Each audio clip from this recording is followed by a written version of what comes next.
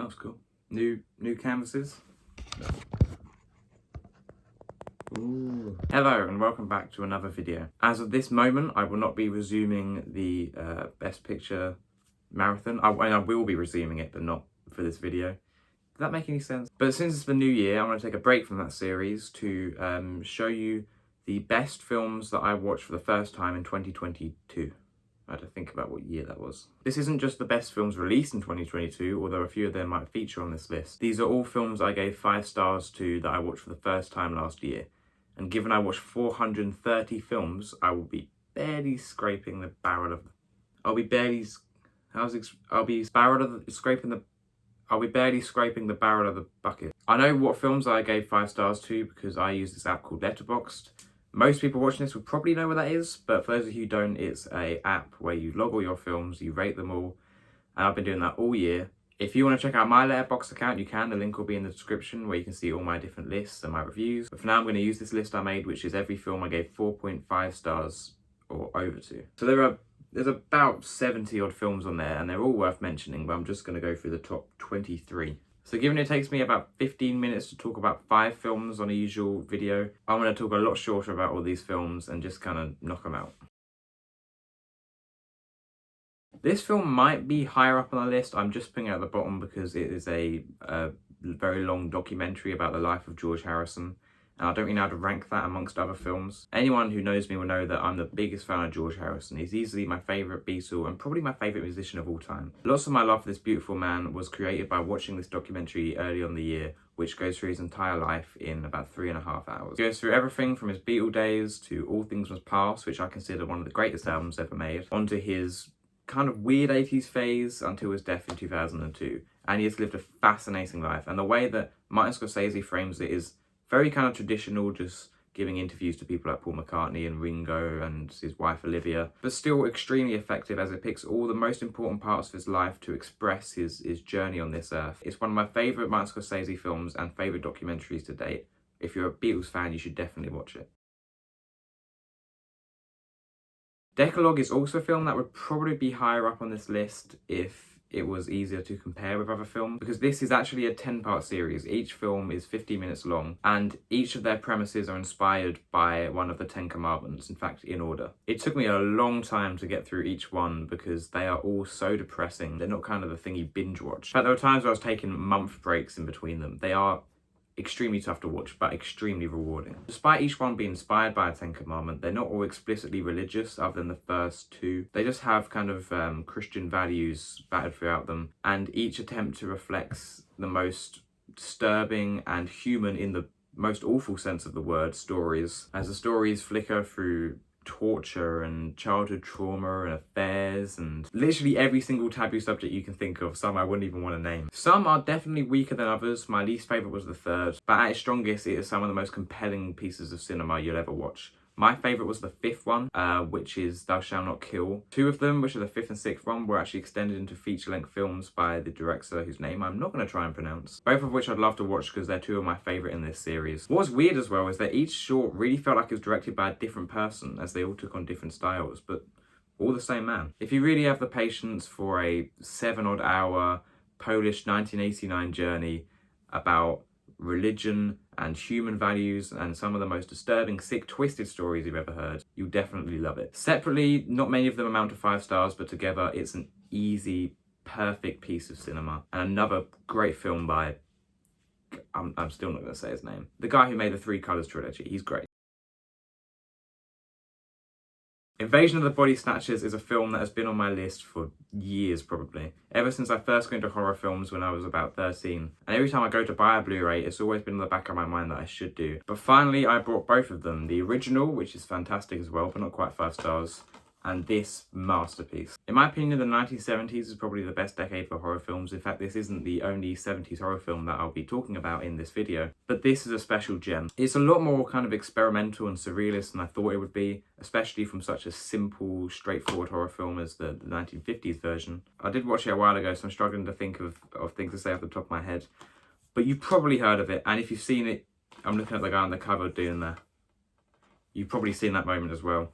It's all about these weird kind of alien plant pods that come from space and mutate into copy human life forms and then try and take over. A bit like The World's End. The performances all around are fantastic. The level of tension and horror. I mean, it is kind of scary, but also just a fun watch and a fun kind of sleepover film.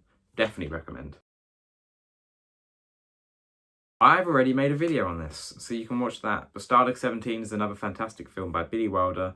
One of his best, which is saying a lot. Hilarious, compelling. Just watch my video on it. I love Ealing comedies. I mean, The Lady Killers and Kind Hearts and Coronets are two of my favourite films. Same goes for even the old Ealing films that aren't comedies, like Mandy and Dead of Night, all of which I actually own, but I can't be bothered to get out. However, The Lavender Hill Mob has always been the most famous old Ealing comedy that I've never watched, and it finally came into BBC iPlayer one time, and I was overjoyed. I did watch it after watching The Titfield Thunderbolt, which is a really disappointing Ealing comedy, and for the first about 10 minutes I was thinking, yeah, maybe I've seen all the best Ealing comedies, but no, it is fantastic. It goes above and beyond what any comedy should be, and even though it has such a short runtime, it manages to pack so much in, so many different set pieces and so many different plot points and plot twists. It's all about a grand heist, and I don't want to give anything away because it's fairly plot driven and will keep you engaged the entire time. One of my favourite actors of all time is Alec Guinness, and the fact that this film has him literally running down the Eiffel Tower in circles while singing like a little schoolgirl and laughing, it's one of the best. It's amazing. Watch it. This film was a Best Picture winner, and I talked about it in one of the videos, would have been my 1935 to 1939 video. Genuinely one of the best Picture winners so far. A real hidden gem. Watch the video to hear more what I think about it, but it's such a grand form of storytelling you don't really see now that really goes to such big heights whilst having a very simple and compelling dynamic in the middle that you follow between this tale of brotherhood, one who wants to move away to Tahiti and one who wants to serve his country. Everything a kind of epic, grand, Best Picture winner should be. And yeah, I loved it. Okay, anyone who knows me will know two things. I love George Harrison and I love Akira Kurosawa. Given 2021 was the year I discovered the beautiful director and watched pretty much every film that I had available to me, one of the only Kurosawa films I watched for the first time last year was The Bad Sleep Well, and I was overwhelmed despite having the highest of high expectations. It's loosely adapted from the play Hamlet, which I'm not all too familiar with. I've only seen the Laurence Olivier version. Oh yeah, sorry, apologies for my last video. I pronounced Laurence Olivier, Laurence Oliver. Very sorry, honestly, deepest, I might have to take a break for that. Like, that is unforgivable.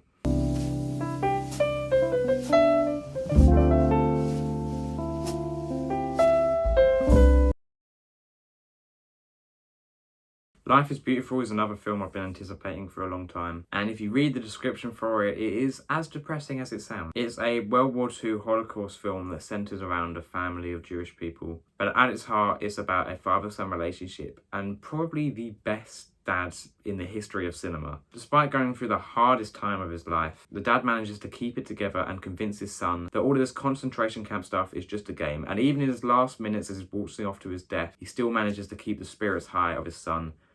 And honestly, the only thing that really confuses me about it is the title, because if anything, the film shows that life is ugly and disgusting and humanity is beautiful. But nevertheless, amazing film. The first half can just be enjoyed as a fun comedy and a nice rom-com, as the father, whose name I forget, who's basically the Italian Charlie Chaplin, goes through his many antics of the day, and in a date with the lead girl, all of those antics manage to come together to create a perfect scenario.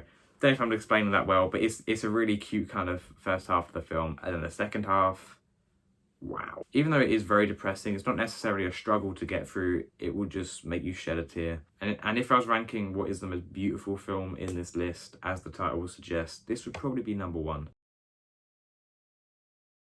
Finally, a film from 2022, and this one will be no surprise that it's on my list. Everything Everywhere All at Once is a masterpiece. I watched it 3 times in cinema, I just couldn't get enough. And all within about a week. The first time I watched it, honestly, in the cinema, me and my friends were laughing so much, and I could hear people basically having asthma attacks the amount they were laughing. It is hilarious. It is the exact kind of comedy in films that I always rant about is missing nowadays. However, it has been restored in one great A24 masterpiece. I think it'll always be studied by historians that this came at the same time as Doctor Strange: The Multiverse of Madness, which is on an equally grand scale of the multiverse and different universes. yet manages to kind of handle it so much more boring with about 10 times the budget, if not more. Because that film only uses CGI in a very unimaginative way to get from reality to reality, whereas this film comes up with some of the most interesting and iconic lore, which I'm sure will be parodied throughout pop culture forever, like a film like The Matrix. I just remember watching it in the cinema and just feeling like a classic is being unraveled in front of my eyes. And I really hope it's treasured in the hearts of every cinephile for years and years to come. On to the top 10. Another Billy Wilder film, Double Indemnity. Hi, I'm editing this now, and I've just realised that the way I've edited this, I've completely messed up the ranking, so don't pay any attention to that. This is not the top 10. This is completely random. Enjoy. This is a film we watched in my film studies class. However, I did actually watch it about a month before of my own accord because I'm a massive Billy Wilder fan, and this is maybe his second best after The Apartment. One of the all-time great film noirs, but manages to be much more than just a detective mystery and is also about a romance. And one of the most interesting psychopaths in all of cinema, Phyllis Dietrichson. Serial killers have been presented in cinema in many unique ways that try and explain their mentality. However, Phyllis is probably the most interesting because she never shows any sign of insanity whatsoever. She goes from scene to scene acting completely normally as your average neighbour, and even when we discover lore about her and find out she is a psychopath, she doesn't change and crack and start acting all loopy. She just remains herself. And it's so interesting how you can learn how someone is so despicable, but just their mannerisms and the way they interact in the scene makes you doubt it because they're so normal. Of course, Fred McMurray's character, Walter Neff, was also a highlight in this film, and especially Keyes, who's played by, I can't remember his name, that short guy. The short guy from Hello Caesar. Despite Billy Wilder mostly making comedies, this film manages to achieve that same sense of fun in a different sort of way. And no matter who you are, even if you're not that into old films, I think you can find it extremely entertaining, extremely gripping, and fun. I didn't actually watch this one at Christmas. I was meaning to and forgot. To be honest, I didn't even watch The Apartment at Christmas, and that's my favourite Christmas film, so yeah, I'm rubbish on that front. But this was another horror film that exceeded my expectations despite them being high. At the start, they seem like nothing new as they set out your average template of teenage girls about to get slaughtered, as many slashers have done before. But from the first phone call onwards, and the phone call is how the killer kind of communicates with the characters, it's like a book you do not want to put down. The characters are more unique and interesting than I thought they would be, especially Margot Kidder. I think that's who plays her. Yep, Margot Kidder and her boyfriend, Keir Dullea, if that's how you say it, the guy from 2001. See, this really plays off the audience's kind of suspicions about the boyfriend character as we try and figure out if he's the main villain or not. And oh, the thing I really want to talk about is a spoiler, but it has one of the best open endings of all time that you might watch and not even think it's quite an open ending, but I thought it was so genius. It kind of plays with diegetic and non-diegetic sound to mess with your head whether or not the killer is still alive. Really, really edge of your seat, genuinely quite scary, and a great Christmas watch. I actually heard that Elvis would watch this with his family every Christmas, which is brilliant.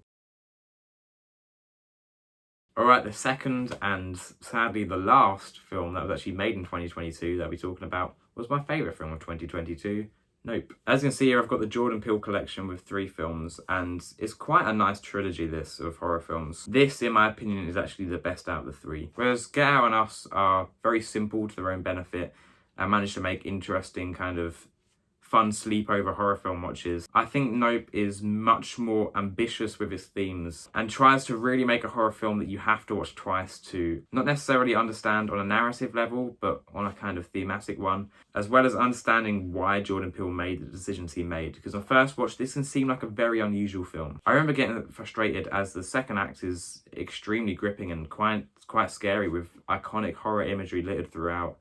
And then the third act turns to sci-fi, and the kind of sci-fi that I don't like in modern cinema. However, rewatching it, it all felt appropriate, and especially when you watch the making of, or different interviews with Jordan Peele talking about the film, or even just a video essay that's trying to grasp its head around the complex film, you will appreciate it more for what it's trying to do, and in my opinion, it's the best film of the year. Not the kind of thing that will win Best Picture, but I'd love it to.